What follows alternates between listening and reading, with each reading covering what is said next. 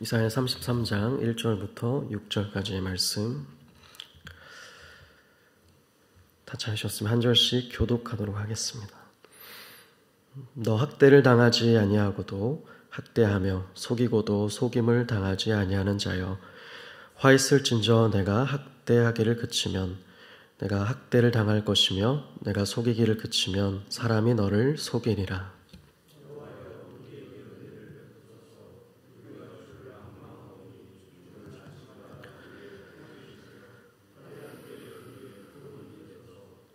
요란한 소리로 말미암아 민족들이 도망하며 주께서 일어나심으로 말미암아 나라들이 흩어졌나이다.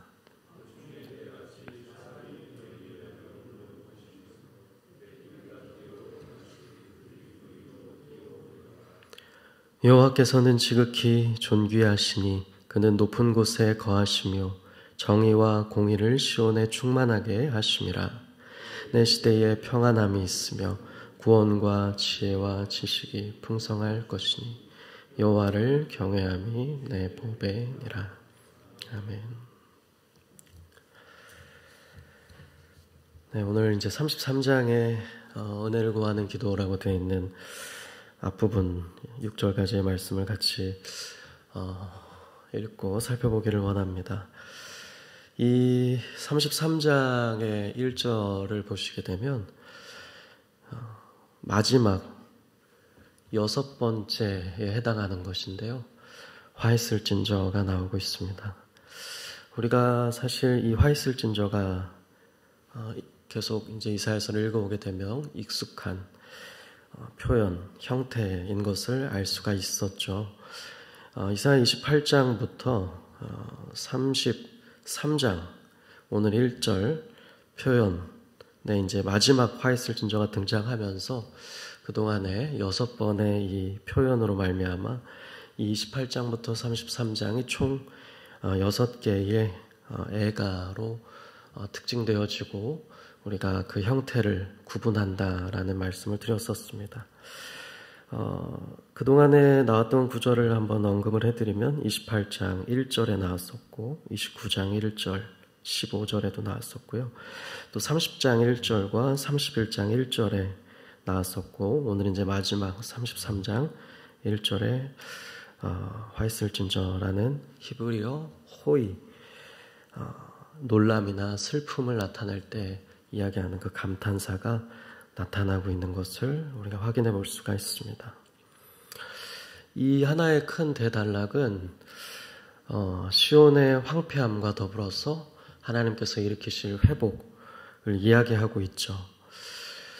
두 가지가 강조된다라고 할 수 있는데 바로 유다 백성들, 그 이스라엘 백성들, 하나님을 믿는 그 민족들, 그리고 그에 대한 어떤 심판의 도구로 사용되었던 아수르, 이들의 어떤 자기의 신뢰하는 그 스스로의 그 어리석음을 지적하는데 첫 번째 포인트가 있다라고 할 수 있을 거고요. 두 번째는 그럼에도 불구하고 하나님을 믿고 기다리고 인내하는 그런 하나님의 백성들에게는 하나님께서 회복시키시고 풍성한 은혜와 복을 허락하실 것이다. 바로 두 번째 강조점이 있다라고 우리가 정리를 해볼 수가 있을 것입니다.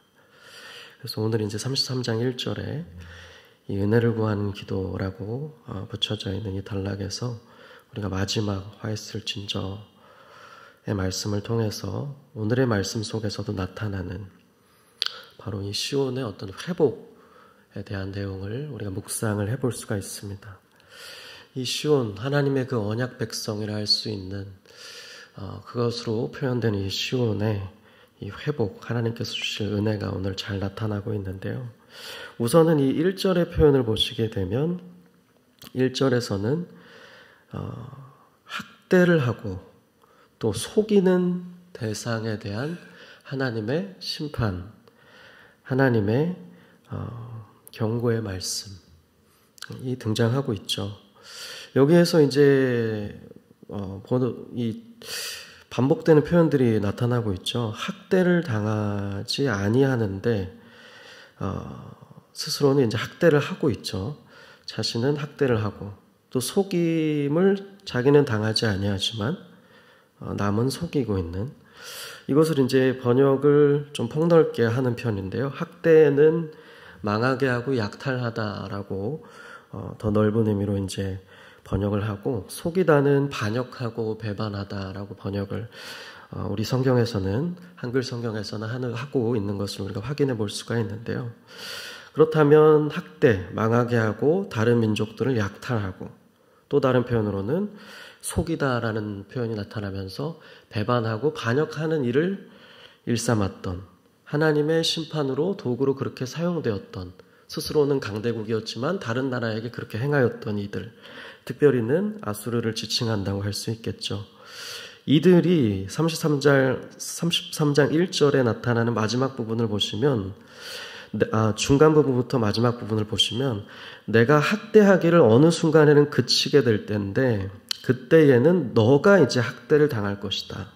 그리고 네가 속이고 약탈하고 반역하는 일을 어느 때가 되면 그치게 될 텐데 그때는 네가 그렇게 될 것이다. 이렇게 경고의 말씀을 주고 있는 것을 볼 수가 있습니다. 그러면서 이제 2절의 표현에 여호와여라고 하면서 기도의 말이 등장을 하고 있죠.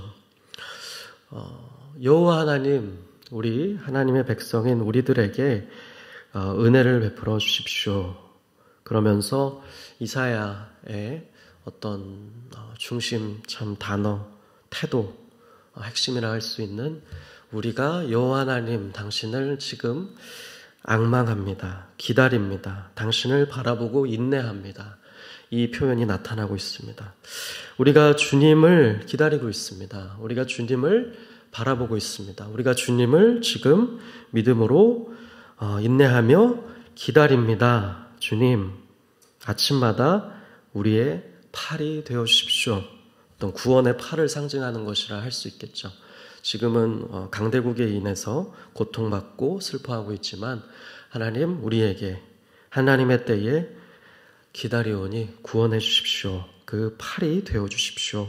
든든한 팔이 되어 우리 가운데 역사해 주십시오. 라고 간구하고 있는 것입니다. 그래서 환난의 때에 하나님, 우리의 구원이 되십시오. 라고 기도합니다. 그리고 3절과 4절의 말씀을 한번 볼까요? 3절과 4절의 말씀은 하나님의 개입하심과 그로 인한 하나님의 백성들이 얻게 될, 그러니까 아수르가 주변 국가들 또 하나님의 백성들을 침략함으로써 어떤 전리품들을 얻었을 텐데 이제는 그들이 학대를 당하고 속임을 당하게 됨으로써 얻게 될 하나님의 백성들의 어떤 전리품이라고 할까요? 그런 어떤 탈취물이라고 할까요? 그런 내용들이 이제 나타나고 있습니다. 여기서 등장하는 요란한 소리가 이제 등장하죠. 3절에. 요란한 소리로 인해서 이제 민족들이 도망하게 된다.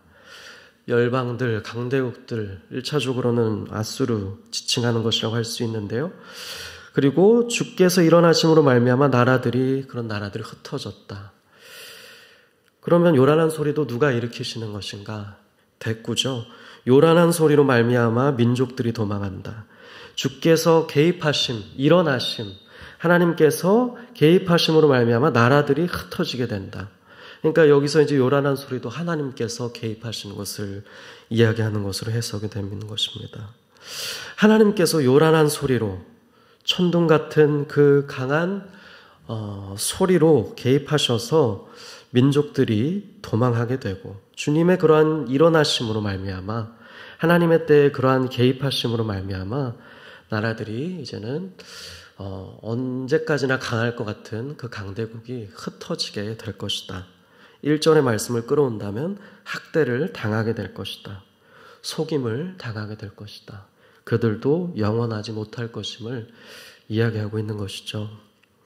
그러면서 4절의 말씀은 이제 하나님의 백성들이 얻게 될 그런 표현이라 아까 말씀을 드렸습니다. 조금 독특하게도 이제 긍정적으로 쓰였다라고 우리가 이해를 할 수 있을 텐데요. 황충의 때, 메뚜기 때가 마치 쓸어가는 표현을 이제 긍정적으로 활용했다라고 이해하면 좋을 것 같습니다. 황충의 때 같이 하나님의 백성 사람들이 그들의 그런 노량물을 모을 때가 있을 것이다.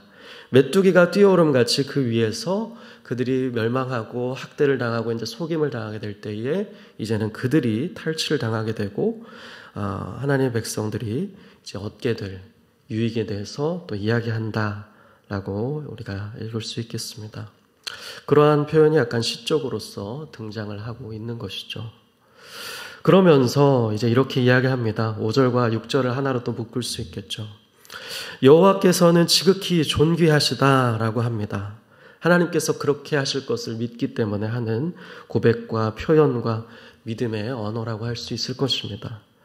여호와께서는 지극히 존귀하시니 그는 저 높은 곳에서 거하셔서 이 땅을 이렇게 이끌어 가시고 주관하시고 하나님의 뜻대로 섭리하시는 분이신데 그 높은 곳에 거하시는 지극히 존귀하신 그 하나님께서는 정의와 공의를 이 시온 우리에게 하나님의 언약 백성들에게 하나님을 믿는 사람들에게 하나님을 앙망하는 사람들에게 하나님을 지금의 환경과 처한 현실은 그렇지 못할지라도 여전히 기다리는 사람들에게 하나님은 정의와 공의를 행하실 것이다.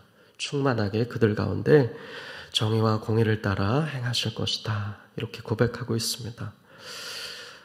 그리고 6절의 말씀을 한번 보실까요? 6절의 말씀에 이렇게 선언하고 있습니다. 내 시대에 평안함이 있을 것이다. 평안한 시대가 이르게 될 것임을 믿음으로 이야기하고 있습니다. 이것이 이제 또 폭넓게 우리 성경에도 다른 번역본을 보시면 번역이 되는데, 가령 여호와는 우리의 어떤 너의 피난처가 되실 것이다. 너로 안정된 시대를 누리게 하실 것이다. 이렇게 새 번역과 쉬운 성경에서는 풀어서 쓰기도 합니다. 어쨌든 여기 우리 개역개정에서는 이렇게 또 번역이 되어 있죠. 내 시대에 평안함이 있을 것이다. 우리 시대에 평안함이 이르게 될 것이다. 구원과 지혜와 지식이 풍성한 때가 이를 것이다. 그러면서 오늘 PT책의 제목이 이렇게 붙여져 있죠. 여호와를 경외함이 내 보배다. 여호와를 경외함이 보배다라고 되어 있는데 여기서 이제 그 마지막 말이 나오고 있습니다. 여호와를 경외함.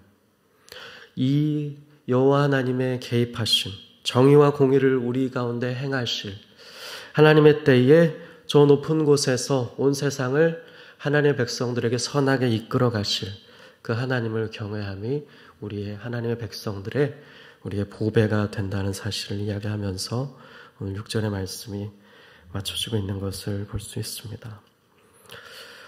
이 오늘 1절부터 6절의 말씀은 정말 하나님의 백성, 이 시온의 회복에 대해서 이제 이야기하고 있는 어떤 절정과도 같이 느껴지는 부분이라고 보여집니다. 저는 특별히 이 내 시대의 평안함이 이르게 될 것이다 라는 표현에 주목하면서 오늘 말씀에 어떤 적용점을 좀 찾아보았는데요. 이 평안함, 히브리어 어떤 원어를 통해서 볼 때 이것은 더 좀 직역을 하고 번역을 해보자면 확실한 우리의 토대, 안정, 피난처가 되신다라고 풀어서 좀 적어볼 수가 있는데요. 바로 하나님께서 그러한 평안함에 우리를 이르게 하시는 분이다. 그러한 평안함이 되시는 분이라는 것이죠. 하나님께서 우리의 확실한 토대, 평안함, 안정, 피난처가 되신다는 사실을 오늘 본문을 통해서 우리가 다시 한번 확인하고 믿고 기다리고 인내하며 바라며 나아갔으면 좋겠습니다. 오늘의 말씀을 통해서 제가 떠올리게 됐던 참 한때는 많이 묵상했던 시편이 딱 제 머릿속에 떠올라서 함께 나누고 싶은데요. 바로 이 평안함, 확실한 토대, 또 다른 말로 하면 어떤 든든한 터라고도 할 수 있지 않을까 싶은데요.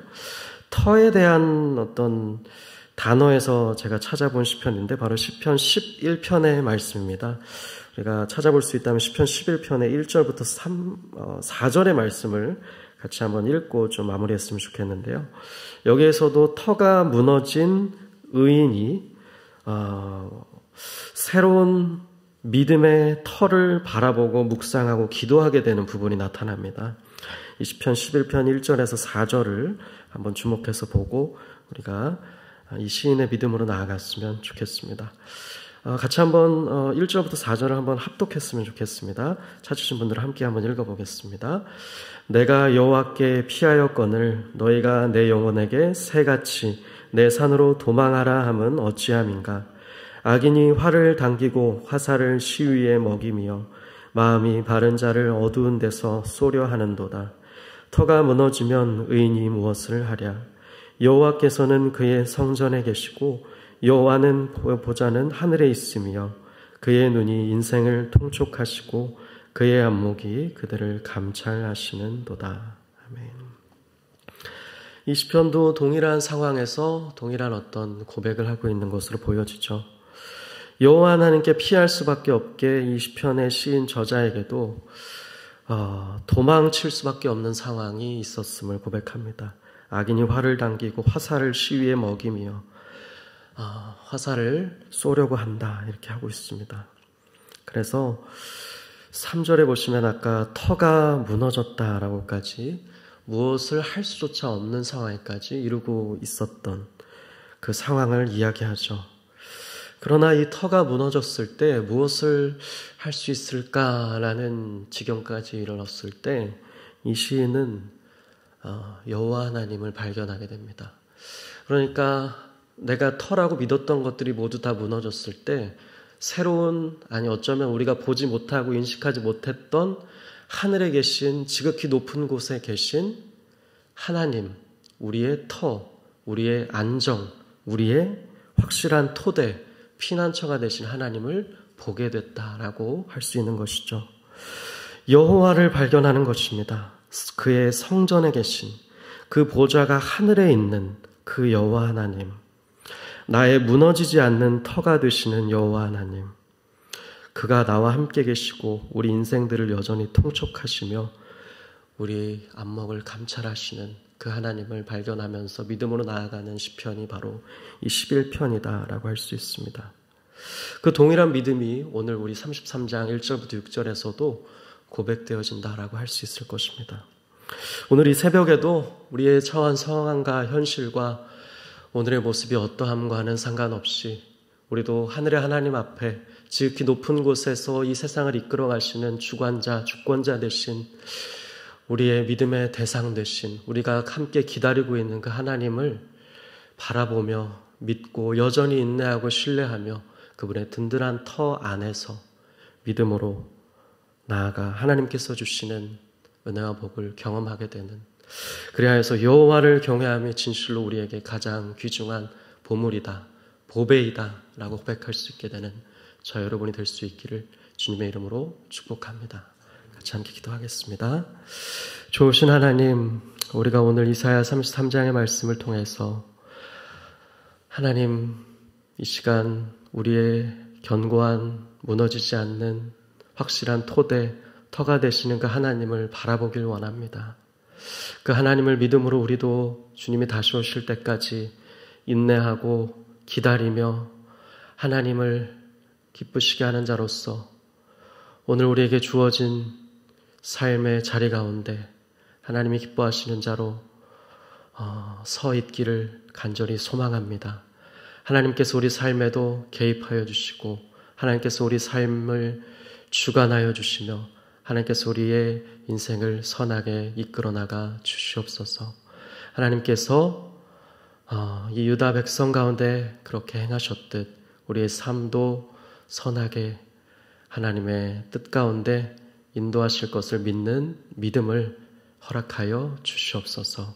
온전히 이 시간도 하나님을 믿는 믿음으로 다시 한번 믿음의 사람으로 세워지는 시간 되기를 소원하며 살아계신 예수 그리스도의 이름으로 기도하였습니다.